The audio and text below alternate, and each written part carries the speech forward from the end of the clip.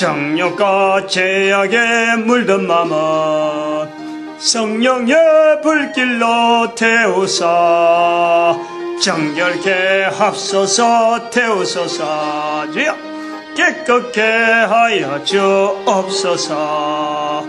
주여 성령의 은사들을 오늘도 내리어 줍소서. 주여 성령의 뜨거운 불길로서 오늘도 충만케 합소서. 아멘.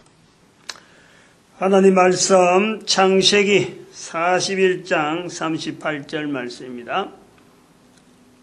창세기 41장 38절 다같이 합독합니다. 바로가 그 신하들에게 이르되 이와 같이 하나님의 신이 감동한 사람을 우리가 어찌 얻을 수 있으리요 하고. 아멘. 기도드립니다. 할렐루야. 함께 해주심에 감사합니다. 하나님의 신이 감동한 우리 한 사람 한 사람이 되어질 것을 믿사옵고 이 땅의 모든 자들이 이 거룩한 자리에 들어갈 수 있도록 저희들에게 긍고하여 주시는 거룩한 시간 되도록 복 내려 주시옵소서. 감사하고 예수님의 이름으로 기도드립니다. 아멘.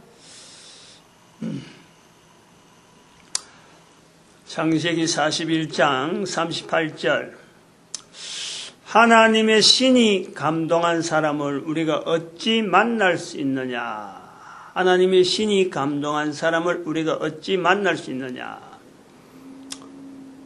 부활통일시대 2013년부터 이제는 부활통일시대라 선포를 하고 2013년 중간에 그랬으니까 2014년 한 해를 주일 예배, 낮 예배에 제목을 성령님 주제로 해가지고 1년을 하겠다. 성령님 제목, 설교, 그러니까 말씀 제목 자체를 성령님, 그래서 진리, 지혜, 교회, 성령님으로서 나타나는 현상, 진리, 지혜, 교회, 요 세 내용을 가지고 가겠다. 1년을 가겠다. 근데 그래 가다가 또 뭐 참 성령님 부분에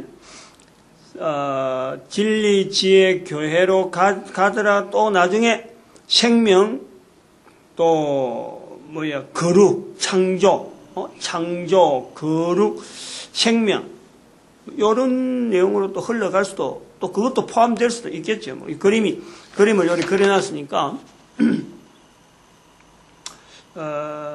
색깔까지 오늘은 좀 한번 칠해봤네요. 성경을 통해서 우리가 이런 내용을 접근하는 거예요. 만약 성경이 없었더라면, 한번 생각해요.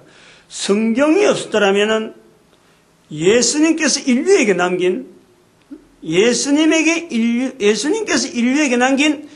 꼭 하나, 이것만 해라. 그거 하나를 우리가 찾는다 그럴 적에 예수님은 계셨는데 예수님께서 계시면서 한 일, 예수님의 한 일을 자꾸 상기시키면서 예수님의 한 일을 우리가 자꾸 뻔보게 만드는가? 예수님의 한 일을 우리도 따라하게 하는 건가? 그래가지고 전해오는 내용들, 어떤 남긴 흔적들, 아마 그걸 추구했을 거예요. 그래서 성지순례 가는 것이 최고의 어떤 예수님을 따르는 표시, 그걸 했을 거예요. 근데 성경에 예수님께서 남기신 말씀 한마디, 나는 부인하더라도 예수님 한 분을 우리가 예수님 통해서 우리의 신앙을 나타낼 수 있어야지 어떤 모델이 됐는데, 그 예수님께서 나는 부인하더라도, 이런 전제가 나오는 말씀이 있단 말이에요. 이런 말씀이 있다는 것 자체도요, 강조도 안 됐으니까 성경이 없었으면 듣지도 못하는 거예요. 전해올 수도 없는 거예요. 어떻게 우리가 그걸 알아내겠어요? 그런데 성경이 있었으니까 그 말씀의 기록을 있었음에도 불구하고 2000년 동안 묻혀 있었고, 참 이걸 파내가지고 보물처럼 이걸 갈고 닦아서 매주일마다, 매 시간마다, 매 사는 동안에 시간마다, 시마다, 때마다 이걸 나타낼 수 있었더라면 얼마나 좋았겠어요. 기록이 돼 있어갖고 이래 되었던. 근데 이게 2000년 동안 이런 일들이 안 나타난 거지. 안 나타난 거예요.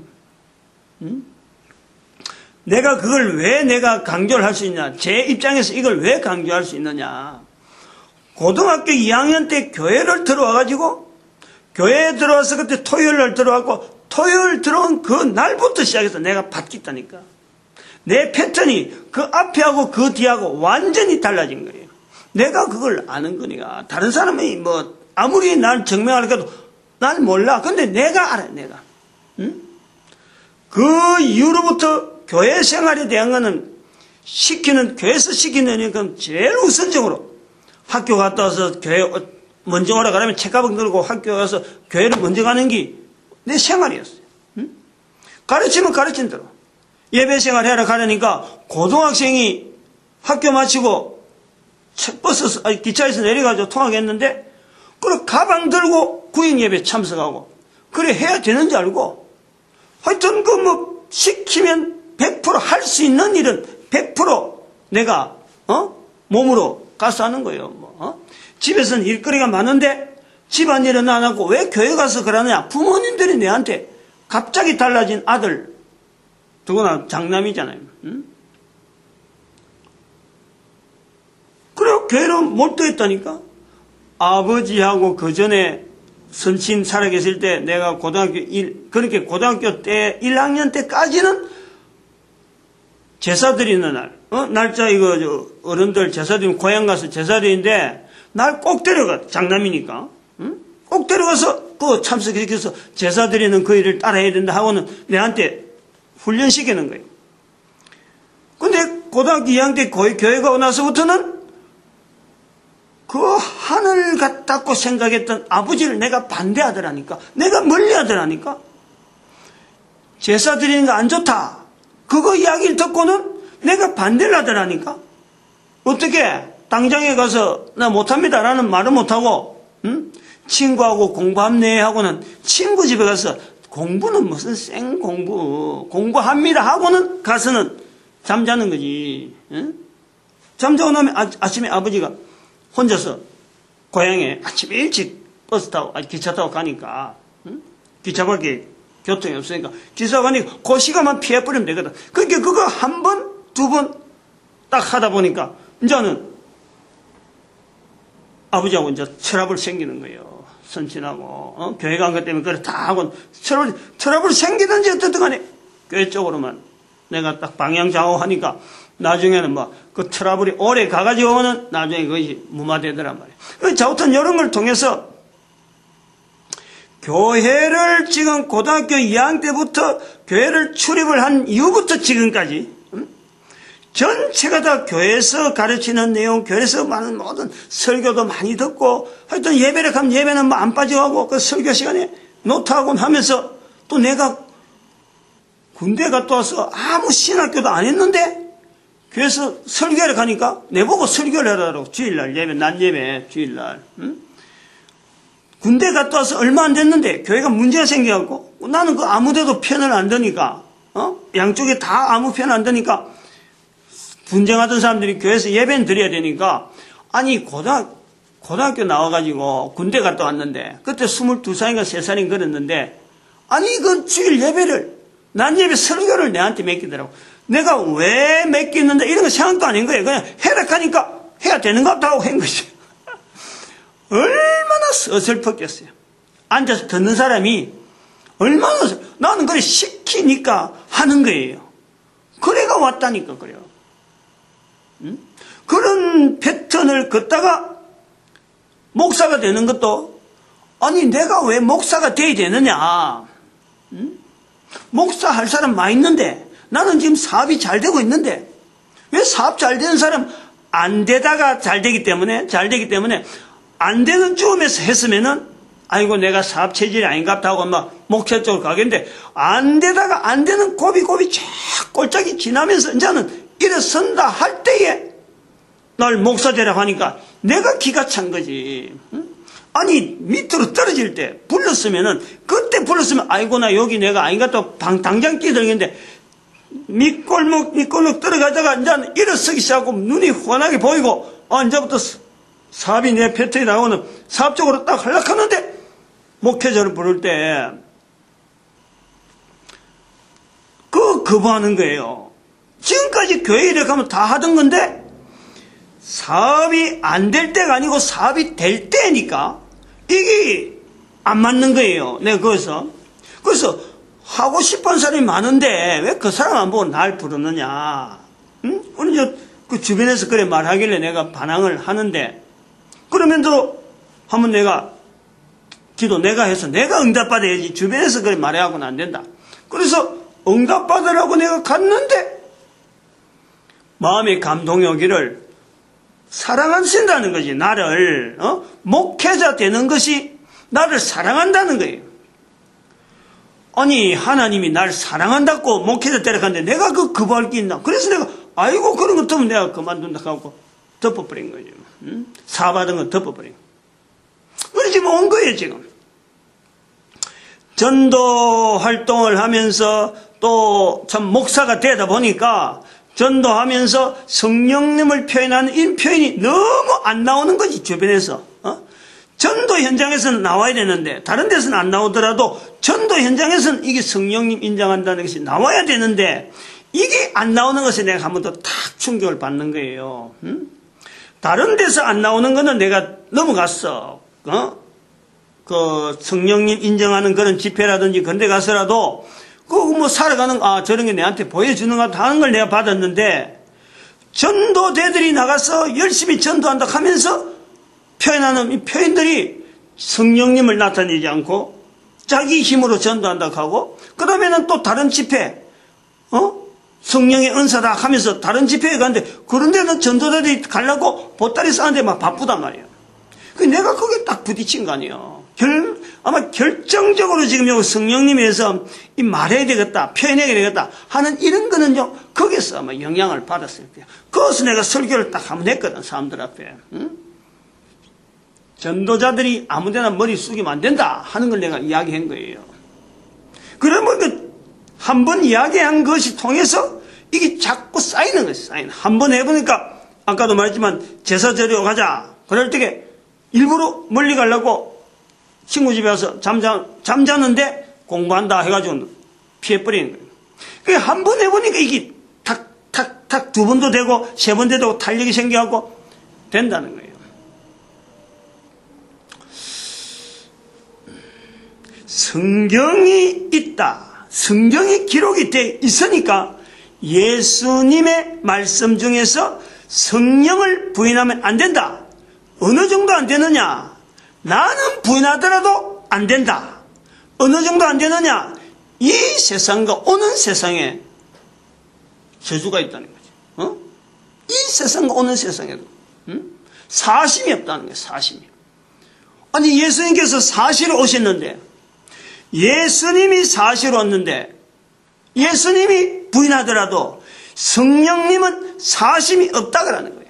이런 중대한 말씀이 어디 있느냐 말이에요.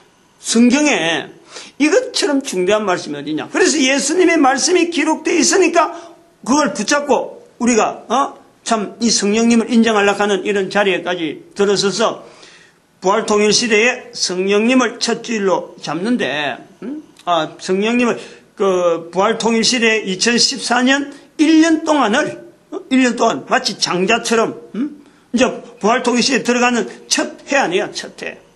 발표한 날이고 그 발표 선포한 날은 2013년이고 2014년 전 한 해를 전체를 주일 낮 예배에 설교의 주일 낮 예배가 제일 어떤 비중이 크단 말이에요. 그 비중 큰 자리 1년 동안을 성령님으로 제목으로 삼고 설교를 하겠다. 자료를 남기겠다는 거지.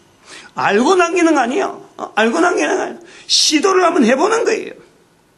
내가 비록 실수하고 여러 가지 허물이 많이 남아 있더라도 이런 자료를 통해서 다음 사람은 더 탄탄하게 한 발자국 더 걸어갈 수 있는 하나의 징검다리지. 내가 뭐 완벽하게 다 했다 이런 거 아니야. 하나의 징검다리로 나아가면은 요 징검다리를 통해서 또 다음 사람이 다른 징검다리를 나아주고 하면은 물살이든 어떤 간에 이 성령님을 인정하는 이 어떤 사역 자체가, 이 환경 자체가, 뭔가가 나타나지 않겠느냐.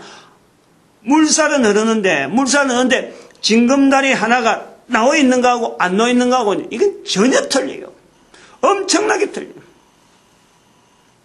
사람들이 징검다리라는 말을 잘 모르는 수도 있는데 요즘 뭐 다리가 그냥 다 있고 차 가지고 뭐 만날 다니니까 징검다리는 잘 모르는데 징검다리라는 것은 물이 안 흐르다가 비가 많이 오고 이러면 이래 어떤 냇물이 냇가나 이런 데 물이 막 터져가지고 옆으로 기 나오는 수가 있을 것 같고 안 그러면 또 보통 때는 냇물이 말란 상태로 졸졸졸 흐르다가 비가 많이 오면 물이 차는 거예요. 그럼 사람들이 이제는 그냥 신발 신고 벌썩 뛸 수 있는 그런 거리도 아니고 몇 발짝 건너야 이제는 물을 지나야 될 그런 때는 큰 돌을 하나가 떠났고 그 다음에 그 돌을 또 딛고 또 다음 돌을 또 낳고 또 그 돌 낳고 그래서 딛고는 또 다음 돌을 낳는 거예요. 이게 징검다리야 징검다리예요. 응? 여름 되면은 저 위에 금오산에 금열로 올라가면은 그런 경험이 많아요. 요즘도 해요, 요즘도. 뭐, 멀리 옛날에 그런 게 아니라 요즘도 한다니까. 이 징검다리 이야기를 오늘 아침에 조금 해야 되겠는데, 요런 개념 자체가 필요하니까. 지난주에,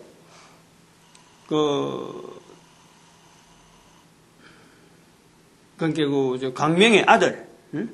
광명의 아들 첫 딸 이름이 이제 지혜인데 손녀죠. 친손녀죠. 그래서 첫돌 감사 예배를 이래, 그것도 자기들 뭐 애들 돌 잔치를 이렇게 하고 하는 행사를 하면서 내가 이제 목사고 하니까 설교도 하고, 응? 할아버지니까 또 이렇게 덕담도 하고 하는데 예배를 마치고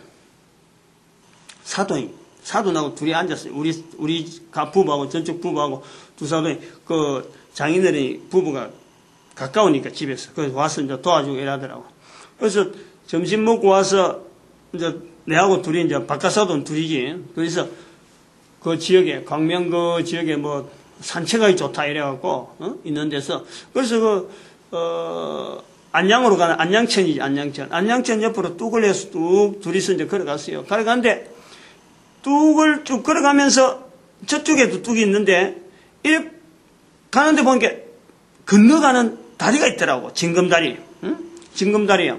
그게 네모 반듯하게 콩끝 들어가고 덜렁덜렁 뛰넘도록 광명시 쪽에서 있으니까 그게 무슨 역인가 금정구청역이었는가? 옛날에는 그랬는데 지금은 무슨 역으로 바뀐지 모르겠어요. 정확하게 역은 내가 잘 모르겠는데 하여튼 그 근처에 있는 징검다리라. 근데 콩크리트 들어가지고 징검다리 사이가 10cm 밖에 안 돼. 10cm는 더 되나? 한 15cm. 굉장히 좁아요. 그러니까 그 사이 물살이 있는데 물살이 사가면서 고기는 고기대로 또 그걸 도움이 돼서 물살이 있으니까 올라가는 거예요. 이런 턱보담도 이게 징검다리 해놓으면은 고기들이 잘 이동이 쉽다. 그래서 아마 그렇게 했다는데 15cm 정도밖에 안 돼. 아주 15cm 내지 20cm. 그러니까 조그마한 애도 얼마든지 건너갈 수 있는 거라. 조그만 뭐 손잡고 걸어갈 정도 되면 막 얼마든지 자기 발을 뻗어서 건너갈 수 있는 그 폭을 해갖고 징검다리 해놨더라고. 그럼 내가 그걸 건너면서 난 이 징검다리 그 사돈하고 그런 이야기한 거예요. 난 이 징검다리 이거 참 생각을 많이 한다. 응? 중학교 때까지만 해도 그랬어요. 중학교 때. 응? 고향 가는 길이 그 일반성이니까 일반성역에서 내려서 운천리로 가는 그 길에 운천리 가려면 그 냇가가 하나 있는데 그 콘크리트로 돼가지고 징검다리가 있는데 그때 재료가 귀해서 그랬는지 안 그러면은 촌이고 이러니까 행정이 지도를 안 닿아서 그랬는지 콘크리트로 징검다리를 갖고 둘쑥둘쑥 나왔는데 이 양이 아끼려고 그랬는지 모르지만은 이게 덤성덤성했어요. 근데 그 전에 있던 거 내가 알거든. 그 콘크리트 되기 전에 있던 징검다리를 알아요. 그거는 큰 돌들은 돌무더기처럼 해갖고 비가 오면 씻기나리 하니까 또 사람들이 와서 얹고 해갖고 이게 있다가 콘크리트 되니까 좋긴 좋았어요. 좋았는데 간격이 거의 1m 이상 돼. 1m. 내가 어릴 때 중학교 때까지만 해도 이게 겁나더라고. 그러니까 초등학교 때는 아마 있는 힘을 다해서 그걸 뛰어넘어가지고 하려고 막 예를 많이 쓰는 거지. 안 되면 막 어떤 데 빠지고 이래야지 힘이 지치면 그게 6개, 7개 되는데, 그렇게 생각되는데, 저쪽 가면 힘이 지치갖고, 좀 많이 못 뛰어. 그러고, 결국에는 물에다가 발 디디갖고, 건너기도 하고, 그런 때도 있다니까. 근데 그 경험이 있기 때문에, 징검다리가, 만약 그게 없었더라면, 전부 다 물 딛고 올라가는 거예요. 겨울에도 물 속에 들어가서, 얼음 깨면서, 얼음에 빠지면서 들어간다니까. 그래갖고 옛날 사람들은 그걸 건널 때 그 신발 들고 바지 걷어 올리고 그랬다는 거 아니에요. 그래 이쪽 와서 신발 닦고. 그렇게 이제 징검다리 있으니까 툴툴툴 신발 신은 채로 건너가는데 어린 나는 그 경험이 있는 거예요. 없었더라면 어떻게 되겠느냐. 있으니까 얼마나 당했나. 위험하지만은 그래도 있으니까 없는 것보다 훨씬 낫는 거예요. 이제 그 개념이 있단 말이에요. 징검다리는. 그런 큰 거는 세면으로 하고 하는데 조그마한 냇물 같은 데 없다가 물이 갑자기 생기는 거는 옆에 큰 돌 나가고 한번 돌 나고 그 다음에 돌 있으면 또 그 돌을 딛고 내가 난 그 돌을 또 딛고는 또 징검다리 넣고 또 난 그 또 딛고 다음 돌 나고 다음 나면 물에 안 젖고 이게 지나고 내만 그랬냐 그걸 나으려고 하는 이유는 내뿐만 아니라 다음 사람이 지나갈 때 걸어올 수 있도록 그것이 징검다리 개념이죠. 지금 여기서 제가 성령님 진리 지혜 교회라고 하는 이 틀을 갖고 성령님을 이야기하는 것 자체는 여기서 끝났다는 게 아니고 이게 완벽하다 끝나는 게 아니고 이렇게 한 번 난 이 도를 통해서 다음에 성령님에 대해서 표현한 내용은 또 다른 어떤 내용을 갖고 또 할 수 있는 거예요. 누가 다른 사람들이 징검다리 넣는 거예요. 또 다른 사람이 또 다른 걸 할 수 있다. 그러면 이 성령님에 대한 표현한 내용이 지금은 처음이라서 생소하고 어려워 보이고 돌 하나 구해서 갖다 난 자체 시도 자체가 하겠다는 자체가 어렵다라고 볼 수 있겠지만은 근데 이게 징검다리에 놔버리면 아까처럼 콘크리트로 바꿀 수도 있고 폭을 줄일 수도 있고 이게 다양한 형태로 또 징검다리가 발전이 나타날 수 있다. 그러려면은 길이나 징검다리나 별반 없어요. 그 나중에 길이 되는 거예요. 사람들이 쉽게 안양천에 있는 것처럼 사람들이 쉽게 애나 어른이나 징검다리인지 이건 생각조차 없을 정도로 일반 길인지 자전차 끌고 가니까 자전차 끌고 쏙 지나가기도 불편한 게 없어요. 물고기는 물거리들 지나고 그런 개념을 우리가요 염두에 두고 여기 지금 본문에 나오는 이 내용을 통해서 예수님께서 성령님을 인정하라, 시인하라, 요거 하나를 아주 간절한 말씀으로 붙잡고 예수님도 부인하면서도 성령님을 인정하라 했는데 어떤 것을 우리가 거기에다가 비교해서 갖다 놔 수가 있겠나? 예수님을 부인하면서까지라도 성령님을 인정하라 했는데 예수님이 그래 직접 말씀하시는데 우리가 뭘 가지고 다른 일이 있다. 이 말씀 말고 더 중요한 말씀이 있다. 라고 할 게 있느냐. 그런데 이렇게 중요한 말씀인데도 우리가 일반화되어 있는 내용 지금 현재 2014년 현재까지 교회 역사가 2000년 동안 넘어왔다 하는 지금까지라도 성령님을 그럼 이렇게 철저하게 하려고 한 흔적이 있느냐. 아까 제가 이야기했지만 교회에 나가서 고등학교 2학년 때부터 지금까지 내가 나갔지만은 내처럼 한 인생을 가지고 고등학교 2학년 한 50년 정도를 50년을 교회에서 시키면 시킨 대로 하면 어려운 것 없이 어쨌든 교회 생활 해보니까 내가 지금 여기까지 목사가 되어 있는데 여기까지 왔는데 이런 생활을 교회 내용은요 내가 흘러가는 흐름을 내처럼 한 인생을 두고 경험해보기에 이런 어떤 경험 내가 그렇다고 해서 교회만 왔다 갔다 했느냐 일 벌리고 어떤 비싼 또래들 모여서 일거리 만들고 한 건 시끌벅게 할 정도로 내가 일을 많이 했다니까. 교회 안쪽이나 교회 밖이나 연합회도 그렇고 교회 안에서 그렇고 직분은 직분대로 해볼 거 다 해본 거예요 지금. 그래 왔는데 전도하는 지역에 딱 가보니까 성령님에 대한 내용이 이렇게 안 돼 있고 또 그걸 통해서 교회를 싹 할 전체를 보니까 너무너무 교회가 전도를 하지 않고 교회가 너무 전도하지 않고 교회가 전도하지 않는 그 내용에는 마침 것도 연결되어지는 게 성령님을 인정하지 않는 게 역시 나타나더라니까. 그러니까 제가 나름대로 좀 부딪혀가지고, 오기 아니고 오기로 시작해서 나온 거예요, 지금. 여기까지. 그래서 이 성령님에 대해서 인정하라라고 하시는 예수의 말씀이 없었다면은 우리가 어떻게 이 말씀을 가지고 이렇게 예를 썼겠느냐 하는 것은 분명한 거 아니에요. 말씀이 있었으니까, 기록된 말씀이 있었으니까 있었다는 거예요. 우리 가능하다는 거예요. 그런데 기록된 말씀 자체도 보면은 구약이라고 하는 우리가 예수의 말씀 자체가 신약 안에 있는데, 신약이라고 하는 이 성경 자체가 구약이 없었더라면요, 신약 자체를 성경이라고 할 수 있는 이런 틀을 할 수 있었겠느냐? 아니잖아요. 분명히 아니지. 구약이라는 성경이 어떤 틀이 있으나 하니까 나중에 예수님 오시고 난 뒤에 한 300년, 400년 지나고 난 뒤에 신약을 정리를 해가지고 그걸 신구약으로 딱 합쳐서 신구약 성경이라 하고 형태를 가져서 오늘 모든 나라가 읽을 수 있도록 성경이 번역되어서 우리가 읽는 거예요.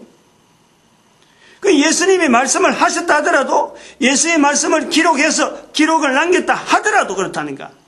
하더라도 성경의 틀이 우리에게 전해지는 이 과정에서 보면은 구약이라는 자리가 분명히 있었으니까 신약이 딱 연결되어서 신구약 성경으로 형성되었으니까 신약만 하나만 남았고 이걸 성경이라고 주장할 형편이 안 되는 거예요. 성경이라고 할 수 있는 근거는 구약이 있음으로 해서 신약의 자리가, 신약이 인정이 된단 말이야. 구약도 없는데 신약 하나만 있어갖고 예수의 말씀을 이렇게 하고 이걸 적어갖고 기록해놨다고 해서 사람들이 이걸 따라와야 되고 이걸 봐야 되겠다, 이걸 읽어야 되겠다, 요구 자체가 없은 거예요.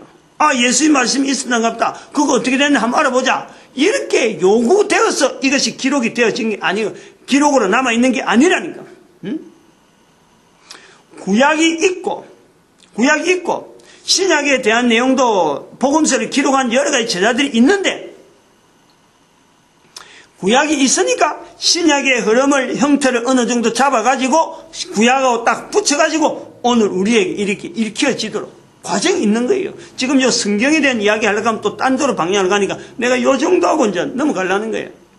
그러면 구약이라는 성경, 여기 있었다는 건데, 요 구약이라는 성경 자체는 어떻게 형성되어지고 있게 되었을까?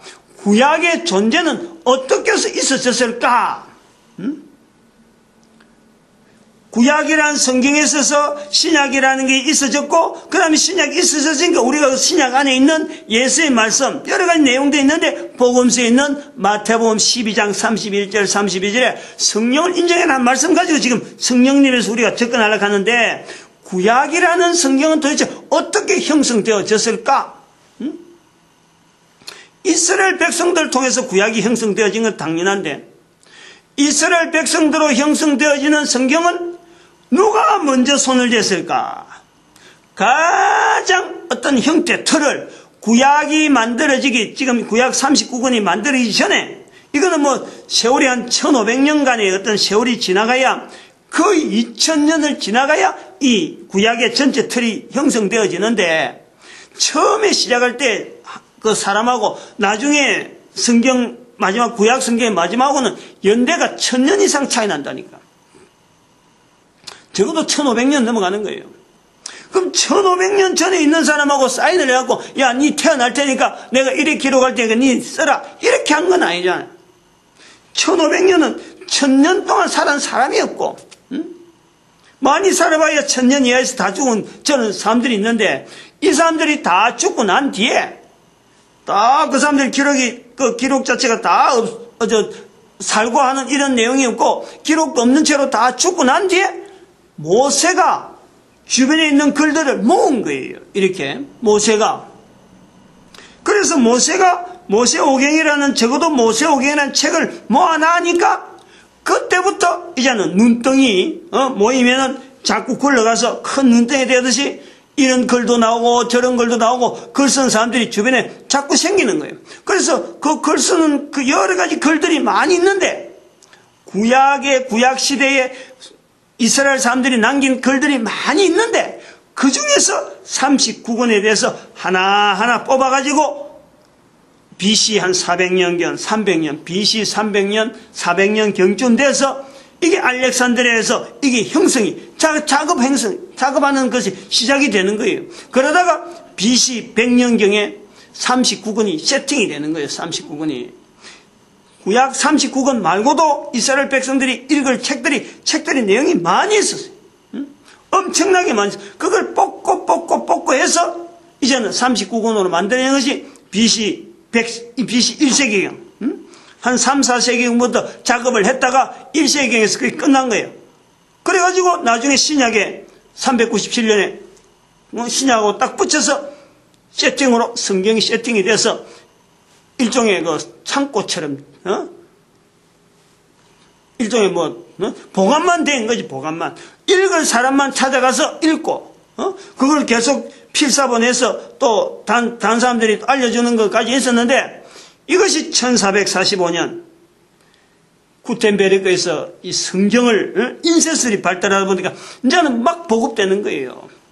막 보급되기 시작하는 거야.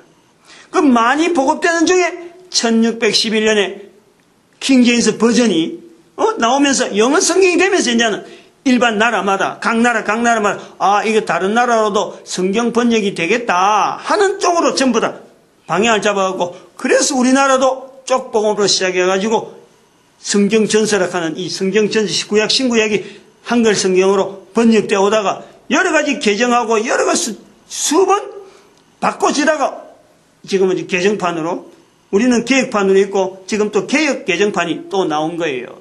작년인가 재작년인가 그때부터 나온 거라. 앞으로 또 번역되어지면 또 다른 내용이 나오겠지. 세월이 지나면요 말은 자꾸 변하기 때문에 번역은 어차피 개정은 어차피 나타날 수밖에 없어요. 그래서 이 모세로부터 주어지는 분명한 하나의 첫 시발점 이것이 분명한 거지. 그런데 모세가 시발점이 되어지는 모세로부터 시발점이 되어지는 이 성경의 분명한 첫걸음은 모세로 볼 수 있는 이 시발점이 되어진 근거가 뭐냐. 모세가 있는 이스라엘 백성들이 애굽에 갔다는 거 아니에요. 애굽에 안 갔으면 이스라엘 백성들로 하여금 성경을 기록해야 될 어떤 요소가 아무것도 없어요. 한번 생각해봐. 무엇 때문에 모세가 성경을 기록했을까?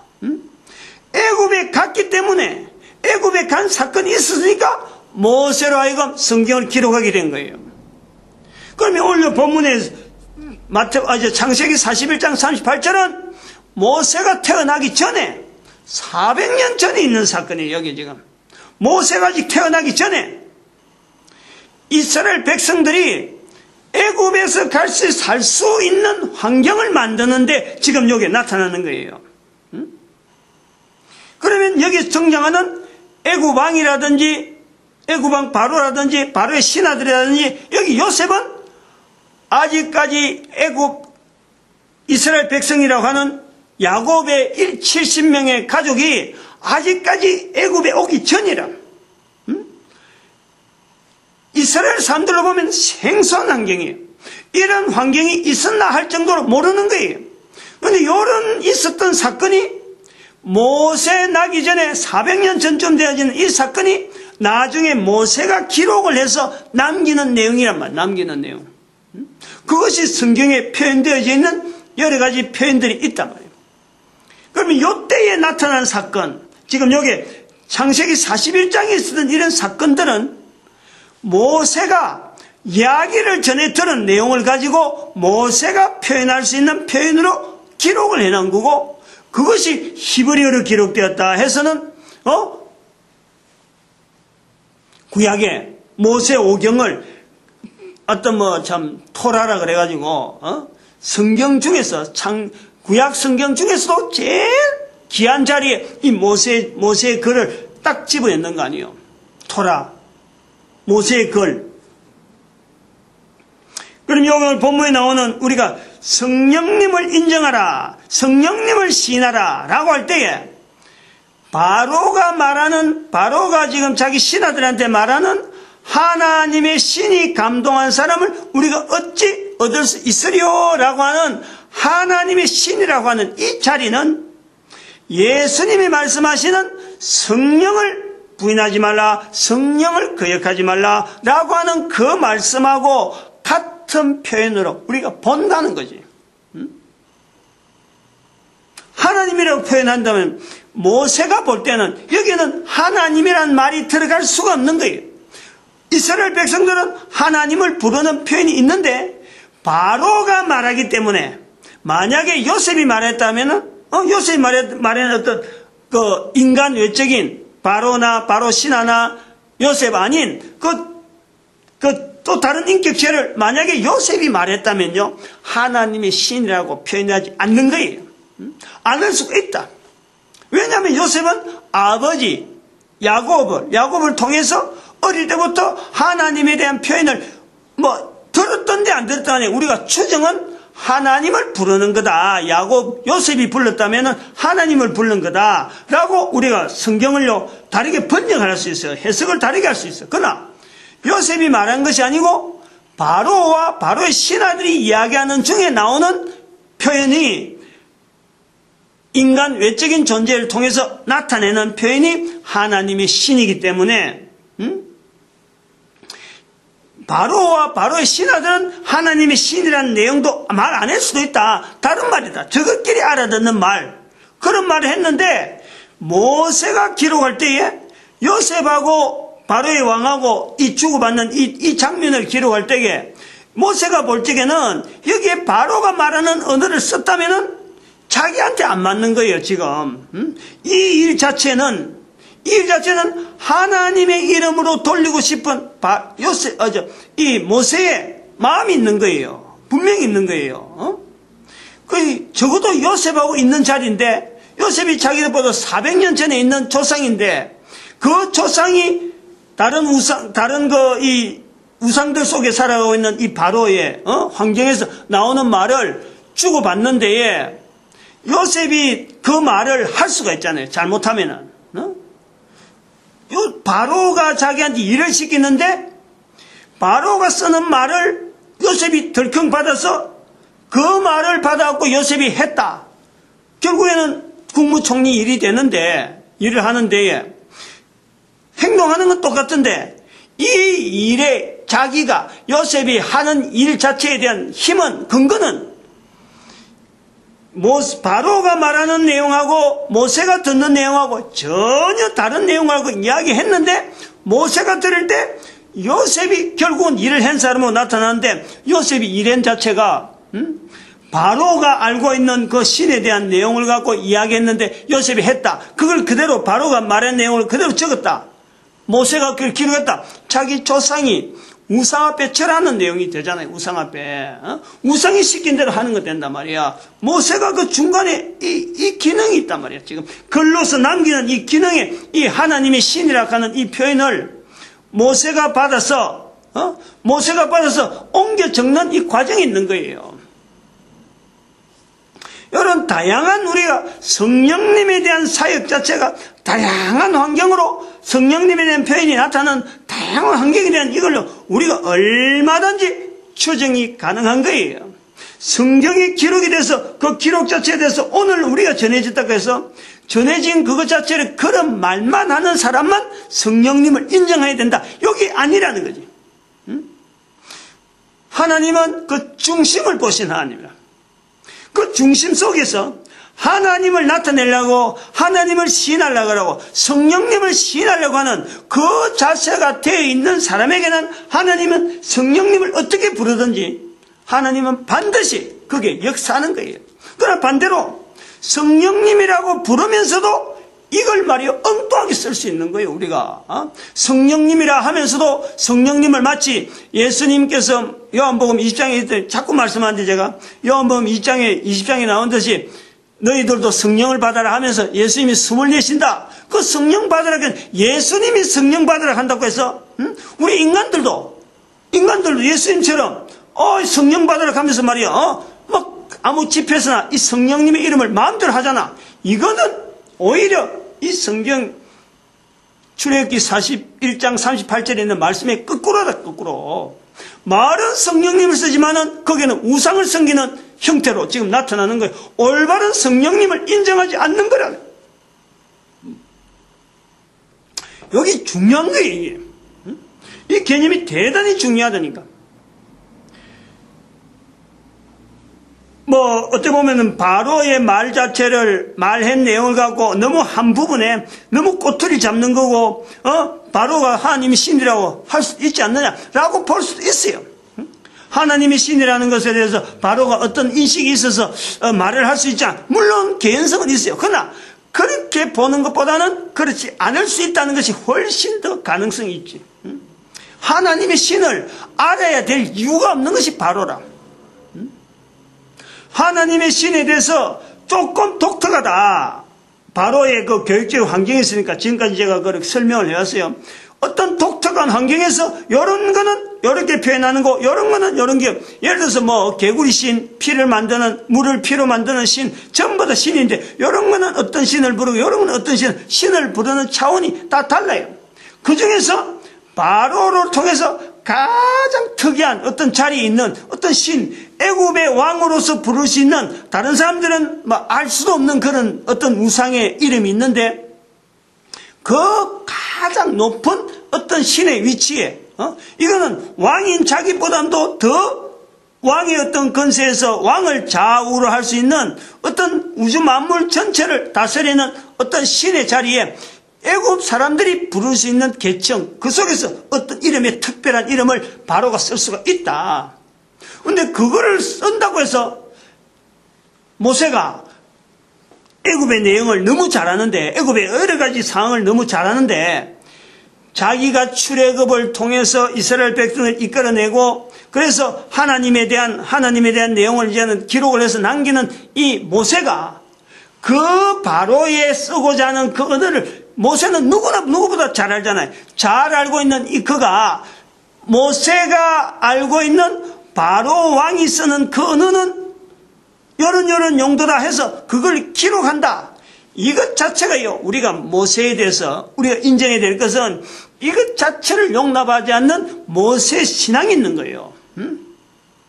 왜냐하면 그렇게 기록했더라면 모세의 이름은 모세의 지식이 대단하다. 요거는 자랑이 될지 모르지만은 자기들의 조상 요셉, 그런 요셉을 통해서 이스라엘 백성들이 출애굽을 해하고 지금 애굽에서 나오는 입장이 되어 있는데, 그 신의 우상 섬기는 그 신을 떠나서 지금 여호와 하나님 한 분만은 섬겨야 될 그 신으로서 지향해서 나오는 내용을 너무나 잘 알고 있는 모세가 자기 지식, 내가 알고 있는 지식을 남기기 위해서 거기에다가 이름을 썼다라고 해버리면은 이 여호와는 하나님의 신이라고 하는 이 표현에서 애굽 사람이 쓰는 신의 이름을 적었다 그러면요, 그 적시로 이 성경은 전체가 다 우상 섬기는 이스라엘 민족으로 다듬어가 버려요. 볼 필요가 없는 거예요. 하나님의 신이 아니고 자기들 이름으로, 예를 들어서 우리가 성경에 한 번도 듣지 못한 내용의 어떤 신의 이름이 바로가 썼기 때문에 그런 이름이 분명히 있을 수가 있어요. 그걸 만약 썼다, 하나님의 신으로 안 부르고 자기들이 알고 있는 뭘 모르겠지 하여튼 자기들 만들 쓰는 어떤 고유명사로 썼다, 그러면 요셉이 일할 내용을 한번 생각해봐요. 여기 하나님이 신으로 했으니까 나머지가 넘어갔지, 하나님이 신으로 안 하고 여기다 다른 거로 바로가 쓰는 말로 만약 있다 그래서 우리가 그걸 알고 썼다고 하면은 뭐라고 했어요? 요셉이 아무리 국무총리가 한들, 국무총리 아니라도 여기서 왕이 됐다 한다라도, 거기 이스라엘 백성들은 무슨 관계가 있겠어요? 요셉이 국무총리인 거하고 이스라엘 백성들 출애굽한 거 관계를 맺어야 될 이유가 있겠어요? 의미가 없는 거지. 의미가 없고 우상 앞에 절한 게 밖에 안 되는 거지. 우상 앞에 우상이 시킨 대로 한 것밖에 안 되는 거예요. 우리가 여기서요, 하나님 예수님께서 성령을 인정하라 인정하지 마라, 이 개념에 대해서 우리가요, 이걸 보다 더 폭넓게, 또 한편으로 우리 모든 사람이 가능한, 누구나 성령님을 인정할 수 있는 요 요소를요 자꾸 제가 지금 끄집어내려는 거예요.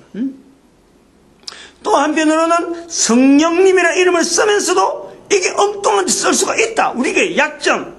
우리가 성령님의 이름 쓴다고 해서 쓰는 것으로 해서 마치 내가 성령님을 인정하는 것처럼 이렇게 되는데 그 착각, 그것에 대해서 우리가 발판을 분명히 우리가 딛고 써야 돼.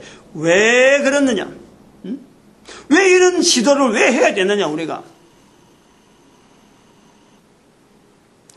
이런 표현에 이 성경, 이 본문에서 이런 표현 자체가 나올 수가 없는 거예요. 근데 성령님을 하니까 자꾸 성령을 파고드니까 이 부분이 나오는 거지.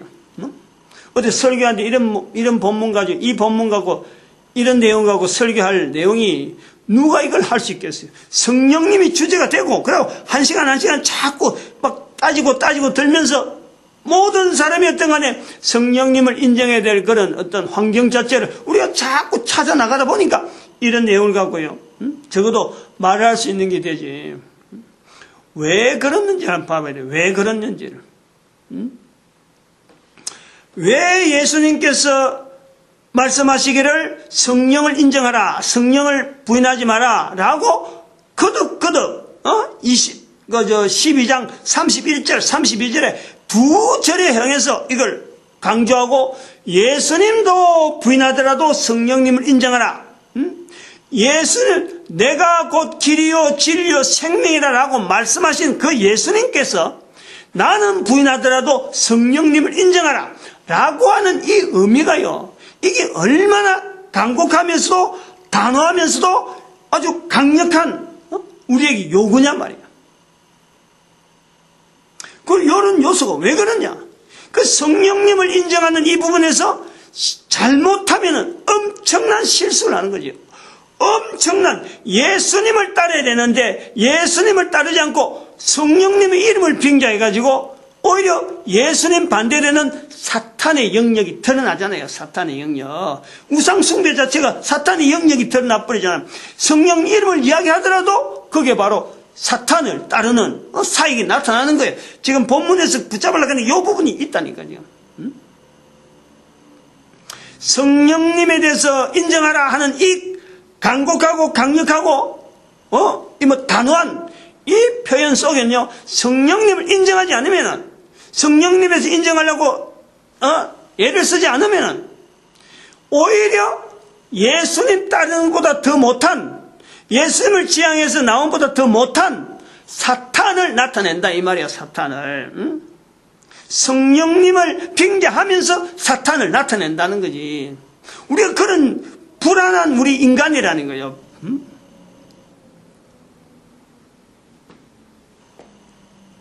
마태복음 4장에 한번 연결해봐요. 마태복음 4장. 예수님께서 사탄을 드러내려고, 사탄의 정체를 드러내려고 40일 동안 줄여서 사탄이 볼 때 자기 발을 마치 하나님의 그 존엄하신 그 어떤 등에다가 자기 발을 밟을 수 있을 정도로 지금 낮아진 인간 예수님의 모습을 보여준 거예요, 사탄이. 그러니까 자기의 정체를 드러내면 안 되려고 그렇게 오다 싸고 감추고 하던 이 사탄이 예수님의 줄인 자리를 보면서 이길 수 있다, 자기 계산으로도 이길 수 있다, 그래서 드러나는 그 정체가 있는 거예요. 드러나는 정체. 그러면 그 사탄의 위치가 성경에는 단순히 말하는 것지만은 그 형상 자체가 사탄이 당당하고 이제 예수님은 자기 발 밑에서 완전히 이제 조금만 하면 힘만 주면 쓰러질 것 없고 아무것도 이제는 힘도 없는 그런 어떤 존재처럼 낮아진 자리가 있으니까 사탄이 드러내는 거예요. 사탄의 정체 드러내는 게 그리 힘드는데, 얼마나 힘드는데, 예수님이 형체를 가진 예수님께서 사탄의 정체를 드러내는 것이 그리 힘드는데, 인간들이 어떻게 맨정신으로 뻔히 쉽게 사탄을 알아내겠느냐? 여기 본문에서 말씀하는 이 하나님의 신이라고 하는 이 표현 속에서 나타나는 예수님께서 성령님을 인정하라 하는 이 말씀의 간절하고 단호하고 이 분명한 이 의도를요 뒤집어서 보면 어마어마한 이 내용이 지금 있는 거예요. 지금 우리가 성령님하고 이 사역을 인정하지 않는 이 환경에는, 성령님을 나타내지 않는 이 환경에는 우리가 이미 사탄에 의해서요, 여러 부분, 여러 요소들이 이미 완전히 장악되어 있다는 보는 거지. 사탄을 나타내려고 하는 그 자리에도 성령님을 잘못 써버리면 사탄이 종속이 되는 그 내용이 있다 그러면은 성령님을 인정하지 않는 것 같으면 얼마나 심하겠느냐 이거야. 얼마나. 왜 예수님의 사역에서 마태복음 4장과 예수님의 십자가 그 두 가지를 제가 그 강조를 하잖아요. 한 사람으로서 지금은 강조하는데 십자가 두 개를 봐야 돼. 십자가 두 개를. 복음서에 두 개 있는 십자가를 봐야 돼. 두 십자가. 사탄의 발밑에 들어가는, 스스로 발밑으로 들어가는, 왜? 인간을 구원하시기 위해서 스스로 발밑으로 들어가는, 멀쩡한, 이 육신을 가지고 있으면서도 사탄의 정체를 그대로 드러내는 그 모습이 있느냐 하면은, 십자가에 달려있는 예수님은 돌아가시는 정도가 아니잖아요. 거기에서. 십자가에 달려있는 예수님은 그 실제적인 사장에서 보여주는 사탄의 정체를 보여주면서 십자가에 달려서 사탄의 세계 속으로 들어가잖아요. 우리가 발밑에 가니까 예수님이 어떻게 발밑에 가지만요. 발밑보다 더 하잖아, 지금 거기는. 십자가에서 예수님이 돌아가시는, 숨 거두시는 그거는 바로 지옥으로 들어가는 거예요. 사탄의 세계 속에서 완전히 사탄이 정복하고 있는 그 환경 자체에 예수님이 들어가시는 거라니까. 그런 속에서도 예수님이 나타내서 할 일이 있어서 들어가시는 거예요. 뭘 했는지 우리가 알 수가 없어요. 그것까지 알아가고 우리가, 뭐 도움이 되겠어요. 자, 아무튼 들어가신 거예요. 왜 들어갔느냐? 아직까지 아버지 부활하시고 난 뒤에 예수님 말씀했잖아. 아직까지 내가 아버지한테 안 갔다. 아버지한테 안 갔으면 어디 갔겠어요? 둘 중에 하나잖아요. 아버지한테 안 갔는데 벌써 2박 3일.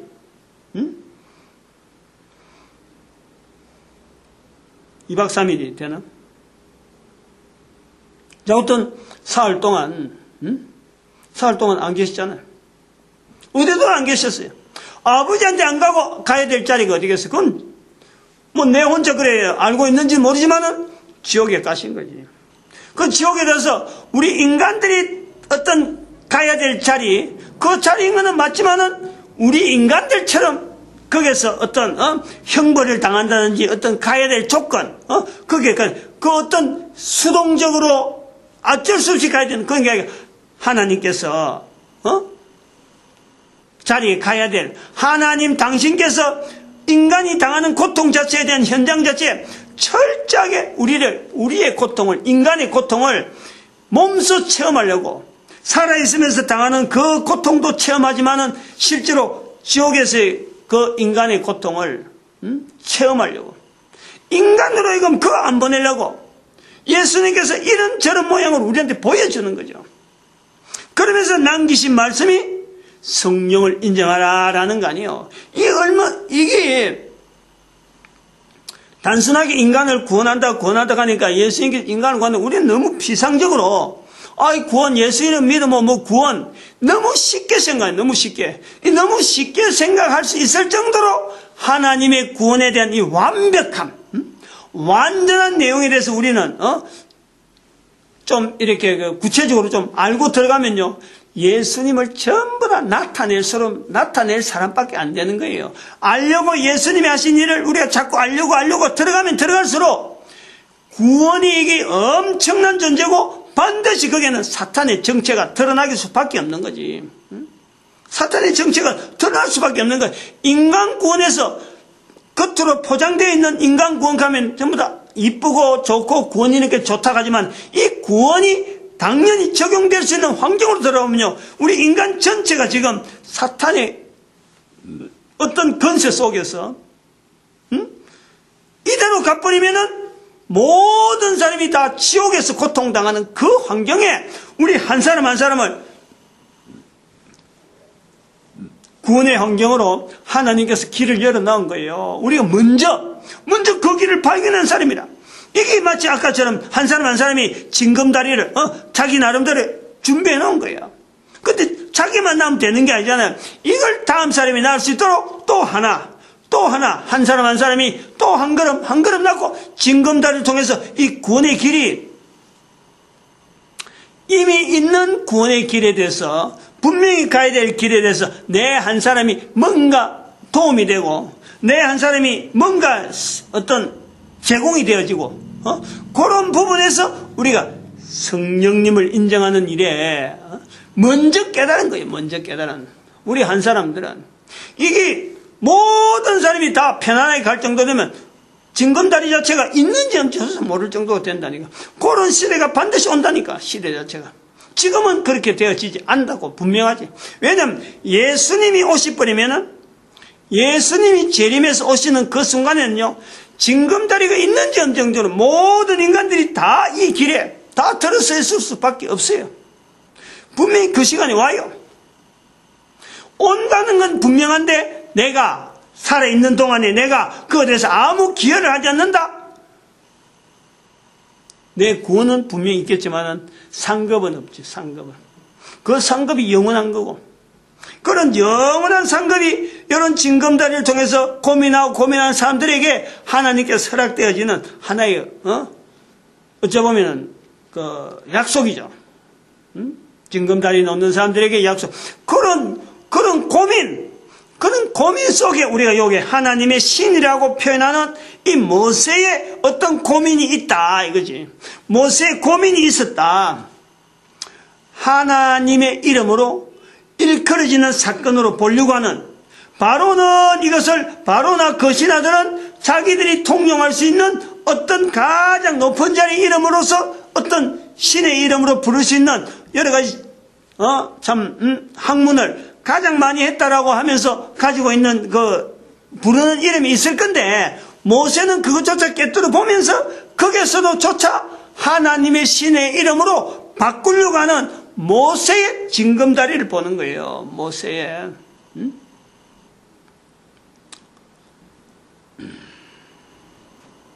요거 이야기하다 오늘 시간이 넘어갔는데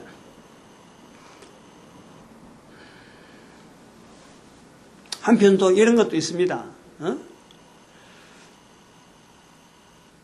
바로와 이 요셉 그 사이에 있어서 사건 자체가 이런 표현이 나올 수 있는 사건 자체에 대한 내용은 사실은 7년 흉년이고 7년 풍년입니다. 7년 흉년이 7년 풍년이에요.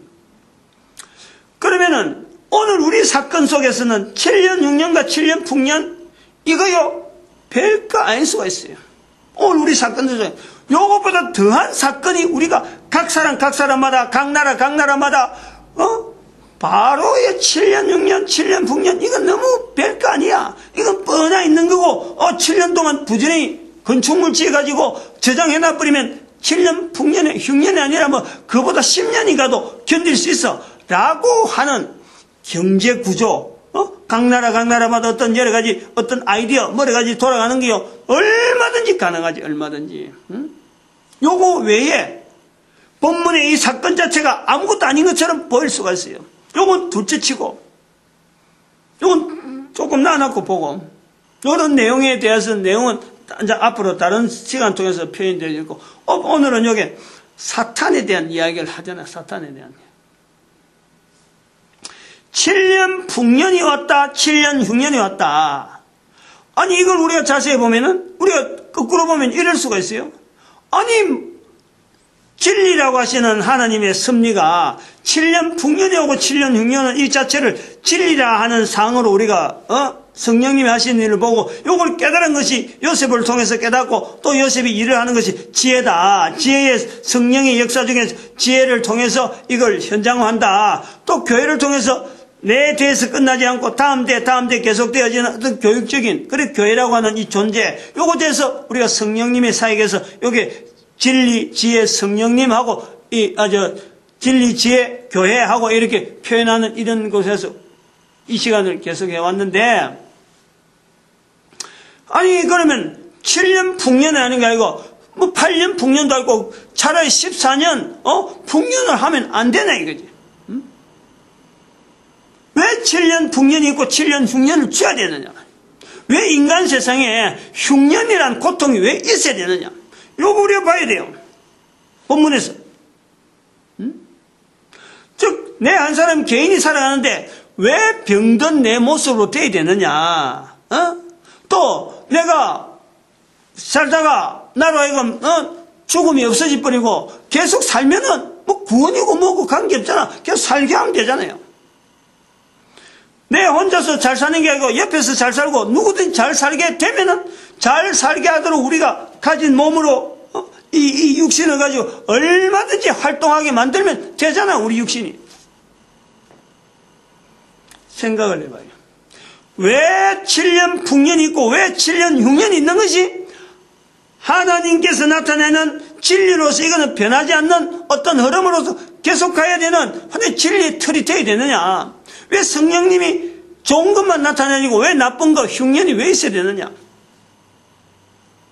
성령님이 하신다 하면서 왜 있어야 되느냐? 크게는 제가 볼 때 두 가지라고 봅니다. 크게는 다룰 수도 있지만은 하나는 뭐냐면은 우리 인간이 걸어가는 삶을 두고 지금 풍년이고 흉년인 거예요. 인간하고 관계된 거지. 여기에 무슨 천사라든지 사탄하고 관계되면 7년, 6년, 7년, 풍년이 필요가 없는 거예요.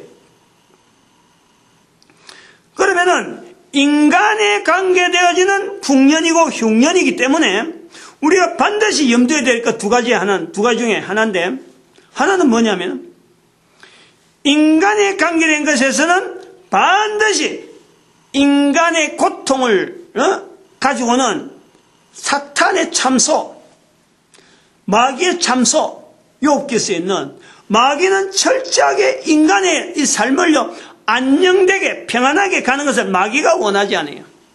요것 때문에 그래요. 요 환경을 우리가 모르잖아요. 인간들이 모르잖아요. 그 예수님께서 구원하러 오신 예수님께서 사탄의 정체를 드러낼 수밖에 없는 이 사탄이 꽁꽁 자기 정체를 감추고 있으니까 이런 7년 풍년이 들고 7년 흉년이 오게 된 이 이유 자체를 우리는 도무지 알 수가 없는 거예요.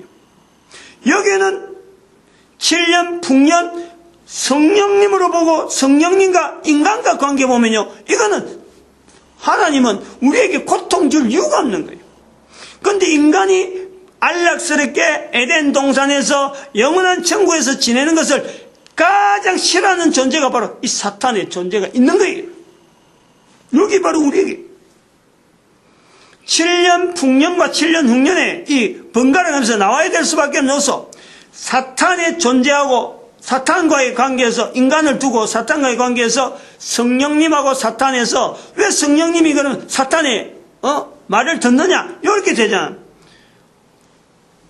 영적으로 우리가 인간의 머리로서 이해하지 못하는 범위 사탄이 인간보다 먼저 있기 때문에 사탄이 피조물이지만 인간보다 먼저 있기 때문에 영적인 관계에서 성령님과 사탄과의 그 어떤 관계성에서 우리 인간이 이해하지 못하는 부분이 바로 사탄이 가지고 있는 참소라는 거예요. 참소. 욥기에서 표현한 내용이 그런 거예요. 참소한.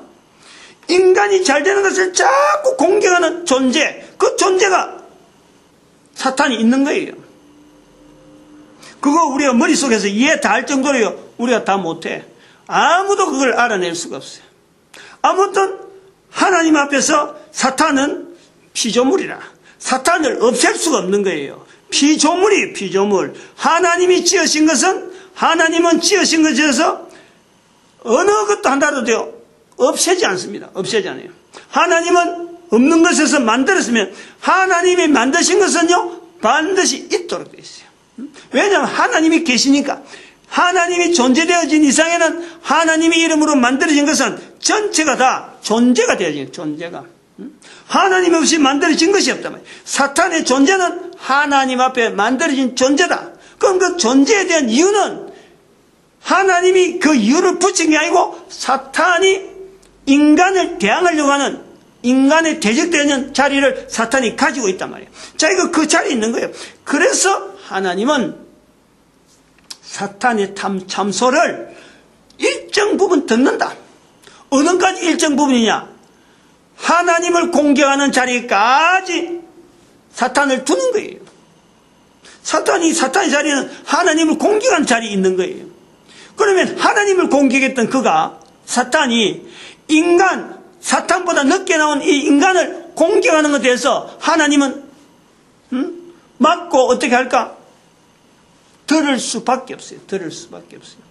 자기도 하나님도 공격했는데 그 영역 그 자체를 하나님은 얼마든지 가능성을 두고 인정하면서 해봐라. 할 때까지 해봐라. 그러나 그 환경 자체는 이미 지옥이라는 속에서 분명하게 제한되어 있는 거예요. 제한되어 있는 환경 속에서 인간을 공격하는 것, 하나님을 공격하고 하나님을 대항하려고 하는 그 자리가 있다. 그거 자체를 인정해야 될 자리가 누구냐? 제3자가 된 인간이라는 거예요. 인간. 그 인간의 자리가 필요한 거예요. 인간이 이걸 알아야 돼요. 하나님 앞에 만들어진 존재지만은 이 하나님 앞에서 만들어진 존재가 하나님을 대항하는 거기에 있어서 증인이 우리가 필요한 거예요. 하나님이. 필요해서라기보다도 필요해서 만드는 우리 인간에게 부여된 어떤 한 사역 자체가 하나님을 인정하라는 것 자체가 우리가 하나님 앞에 받은 사역이 하나님 앞에 인정하는 하나님을 인정하는 사역이 우리한테 있는 거예요. 그럼 하나님을 인정한다는 이 사역은요, 하나님을 인정하지 않는 피조물에 대한 그걸 우리가 대상으로 대비해서 나타나는 거 말이에요. 또 하나 더 제가 많이 그러는데 하나 더 뭐냐면 우리 인간이 사탄에 의해서 공격을 받아가서 이미 우리 인간 자체의 존재는 이미 사탄에서 공격을 받아서 하나님을 마음에 두기를 싫어하는 그 속에 이미 점령이 당해버린 거예요. 인간 존재가 그런 거예요. 사탄의 영향에 사탄은 우리 인간을 공격하는 것이 첫 번째 거이고, 그 다음에 우리 인간의 존재 자체가 하나님 앞에서 하나님을 바로 알기에 우리는 바르지 못하는 자세가 생긴 거예요. 그런 상황에서 우리가 모든 인간들이 존재하기 때문에 갈등과 인간이 살아간 자체적인 환경 드러나는 내용은요, 갈등과 여러 가지 어려움, 서로 간의 싸움, 반목, 이것 자체가 인간사에서 인간들끼리 싸우는 거예요. 이런 속에요, 이 하나님께서 사탄의 영역에서 주어지는 어떤 참소되어지는 이 내용이지만은 오히려 인간에게 도움될 수 있는 그것을 쓰시는 환경, 그게 7년 흉년이 오는 것도 사탄의 참소로서 오지만은 이걸 통해서 하나님은 인간의 여러 가지 악한 이 어떤 환경, 이것 자체에 대해서 정화시키는 작업으로 성령의 역사에서 이것이 활용하는 거예요, 활용. 요 과정을 우리가 해야 돼요. 사탄의 참소를 받지만은 그 사탄의 참소에서 인간의 고통당하는 환경에 보다 도움이 될 수 있는 요소로서 발전시키는 일이요, 사탄이 쓰는 그 계략 위에 섭리하시는 성령님의 사역이 있다. 하나님의 신이라 하는 이 표현 속에 우리는 두 가지, 모세의 고민, 모세의 어떤 성령을 인정한 자세, 또 한편으로는 사탄의 사역 자체에 대한 철저한 우리가 이 환경, 예수님께서 사탄의 정체를 떠낸 이 사탄의 정체에서 나타나는 하나님의 신이라 하는 이 부분에 잘못 써버리면, 성령이란 말 쓰는 것도 잘못 써버리면 사탄을 나타내는 표현으로 쓸 수 있다. 우리가 지금요, 얼마나 우리가 잘못 쓰고 있는지를 한번 살펴봐야 될 그런 어떤 단어로서 오늘은 이 하나님의 신에 대한 혹시 오용, 혹시 남용, 그리고 착각, 잘못 쓰면서도 바로 쓰고 있는 듯이 하는 이런 착각, 이거 우리가 가면 안 되니까 여기에 대해서 좀 경성되어질 그런 내용이 아니겠나 이래 봅니다. 마칩니다. 기도드립니다. 할렐루야. 함께 해주심에 감사합니다.